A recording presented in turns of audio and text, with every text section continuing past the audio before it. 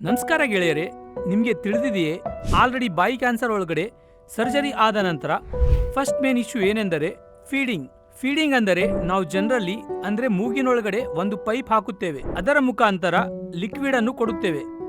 ಅದರಲ್ಲಿ ಏನೇನು ತೆಗೆದುಕೊಳ್ಳಬಹುದು ಅಂದರೆ ಬೇಸಿಕ್ ಆಗಿ ಹೈ ಪ್ರೋಟೀನ್ ಡಯಟ್ ತೆಗೆದುಕೊಳ್ಳಬಹುದು, ಪ್ರೋಟೀನ್ ಪೌಡರ್ ಆಗಲಿ, ಹಾಲಿನಲ್ಲಿ ಎಗ್ಸ್ ಕಳಿಸಿ ತೆಗೆದುಕೊಳ್ಳುವುದಾಗಲಿ, ರಾಗಿ ಜಾವ ತೆಳ್ಳಗೆ ಮಾಡಿ ತೆಗೆದುಕೊಳ್ಳಬೇಕು. ಮನೆಯಲ್ಲಿ ಏನೇ ಮಾಡಿದರೂ ಸಹ ನೀರು ಹೆಚ್ಚಾಗಿ ಹಾಕಿ ಅದನ್ನು ಮೆತ್ತಗೆ ಮಾಡಿ ಗ್ರೈಂಡ್ ಮಾಡಿ ಪೈಪ್ ಮುಖಾಂತರ ಹಾಕಬಹುದು. ಆಫ್ಟರ್ 2 or 3 ಡೇಸ್ ಆದ ಮೇಲೆ ನಾವು ಜನರಲಿ ಬಾಯಿನಿಂದ ನೀರು ಮಾತ್ರ ಕುಡಿಯಲು ಅಲೋ ಮಾಡುತ್ತೇವೆ. ಹುಣ್ಣು ಚೆನ್ನಾಗಿ ಬದಲಾಗಿದೆ ಅಂತ ನೋಡಿದ ಮೇಲೆ ನಾವು ಮೂಗಿನಿಂದ ಪೈಪ್ ಹೊರಹಾಕಿ ಬಾಯಿಯಿಂದ ಲಿಕ್ವಿಡ್ ಡಯಟ್ ನಂತರ ಸಾಲಿಡ್ ಫುಡ್ ಕೊಡಬಹುದು. Thank you.